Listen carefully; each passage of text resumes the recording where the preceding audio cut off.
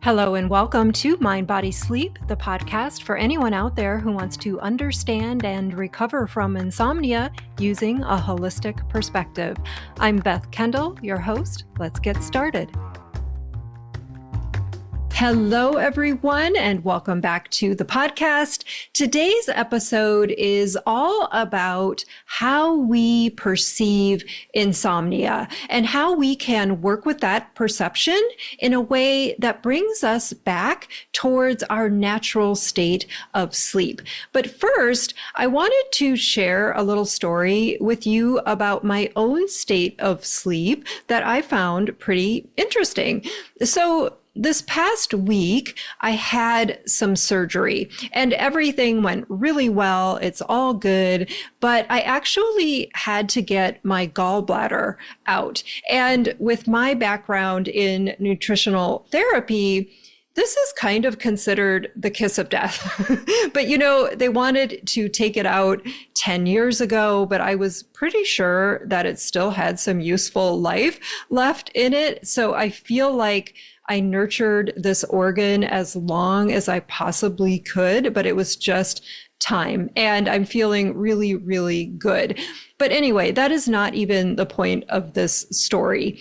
The point I want to make about this story is that I had to sleep on my back for the first 6 nights after the surgery. And people who can sleep on their back have always perplexed me. The same way I'm perplexed by people who can sleep sitting straight up on airplanes. Like, I have no idea how they even do that. So I was thinking I probably wasn't going to be getting great sleep while sleeping on my back after this surgery, since it would be probably the first time since I was a baby. Who knows? But you know what?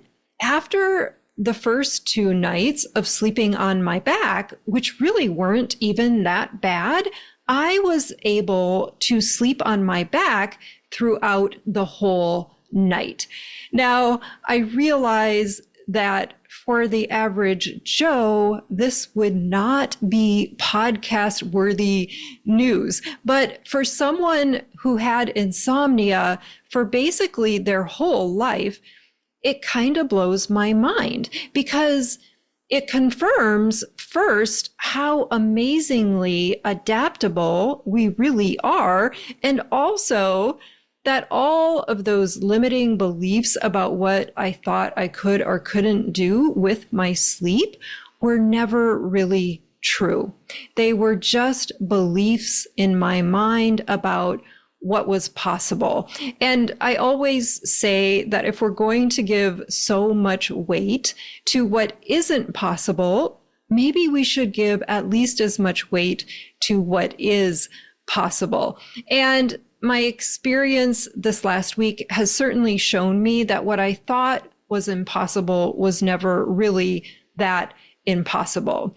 And it's been interesting because just when I think there's no way I'm going to sleep in certain conditions, that's when I actually do.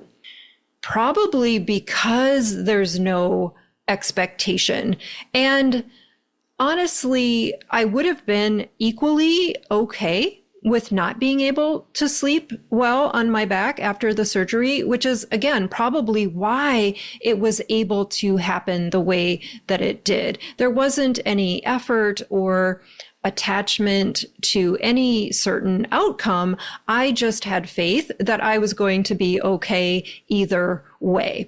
So I wanted to share that story with you to give you hope that even someone who's had insomnia for their entire life can sleep pretty darn normally again. So let's get back to our regularly scheduled programming, which is all about our perception of insomnia. So a lot of times when I hear people talk about chronic conditions, not just insomnia, it's like they're in a battle, right? We're battling our situation. We're fighting cancer. We're struggling with depression. And this was certainly true for me when I was going through both chronic illness and insomnia. I was 100% in the ring, duking it out with my situation. And if you want to hear more about my story, you can go back and listen to episodes 3 and 4. But what I finally realized in my own journey was that this particular mindset wasn't working very well. The kinds of problems I was dealing with, like insomnia, didn't respond favorably to the kind of relentless determination that had gotten me so far in other areas of life. And this took me years and hundreds of thousands of dollars and so much suffering to figure out. And I remember when I was living in that little studio apartment, trying to recover from Lyme disease, thinking it was only going to take a year or so. But I had one word in painted red wooden letters above my bed. And that word was relentless. So this really was a guiding principle in my life in terms of what I thought was required to get to where I wanted to go. And like I said, these kinds of qualities that I developed in early childhood did serve me quite well for other professional endeavors, but not so much with something like insomnia, which was really taking me down and affecting my life. So needless to say, this was a real paradigm shifter for me to consider thinking about things differently, because these ways of being were so deeply hardwired into who I thought I was. So today I want to give you 3 insights into how I started to understand insomnia in a way that might be helpful to you. And I'll offer that I think the best way to use this podcast is to listen for truths versus fixes, because in my view, there really is nothing broken within you. So the first insight I'd like to share about the perception of insomnia as a battle is that it's not your fault. If you're viewing it this way, most of us view it this way because we're in survival mode, both from the fear of not sleeping and because many of us had past life experiences that led to a nervous system that battles as a way to stay safe in the world. And these reactions are very instinctual. So we can't simply not react this way automatically. The brain has very good reasons for doing what it's doing, and it just means that you have a fully working brain. So again, this isn't a sign of any sort of weakness or deficiency or something wrong within you, because your body is brilliant. It's just misguided in terms of what is actually needed for sleep, which, as it turns out, is really very little. The second thing I wanted to offer in terms of viewing insomnia as a battle is that it isn't particularly helpful. When I had the realization that what I was doing wasn't helpful, I didn't know why it wasn't helpful. I just had to call a spade and admit that the path I was on at the time was only making things worse. And there was a deep surrender in that realization. And when I say surrender, I don't mean that I was giving up necessarily. I was just giving up the fight, which are two totally different things. And in some weird way, it was giving up the fight that allowed me to step into my full potential, because my body always knew how to heal and it always knew how to sleep. I was just getting in the way of these natural organic processes. So once I started to let go of all the resistance I had to my situation, those processes started to flow again. And then whatever interventions I reached for from there started to work so much better.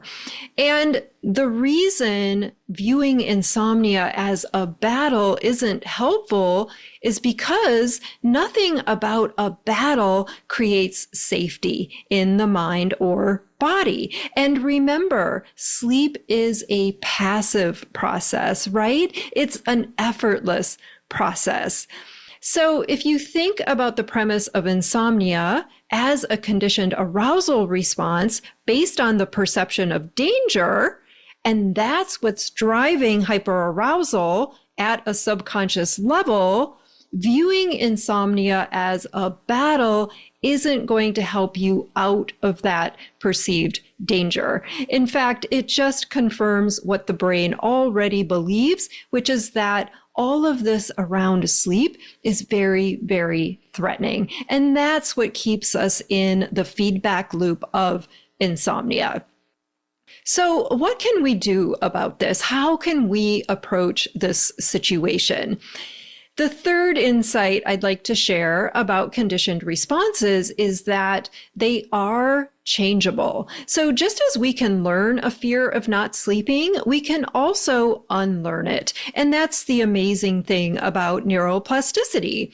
So the first step out of this is just awareness, right? Cultivating a non-judgmental awareness around when you might be talking or thinking about insomnia as a battle or a fight or basically going to war with sleep. If you notice yourself in the battle mindset, give yourself a lot of compassion for what you've been through, and then consider stepping out of battle mode and into teacher mode. Because through our responses, we can teach our brain what constitutes a threat and what doesn't. And I think when you decide to become the teacher of your brain instead of the victim of it, this is when things really start to shift, because now we're working within the framework of insomnia as nothing more than a habituated pattern, kind of like we become habituated to tying our shoes one way, but that doesn't mean we can't learn to tie them another way.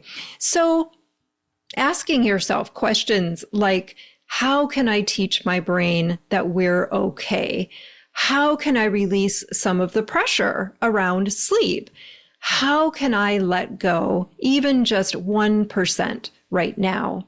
How can I be kind to myself while I'm going through this?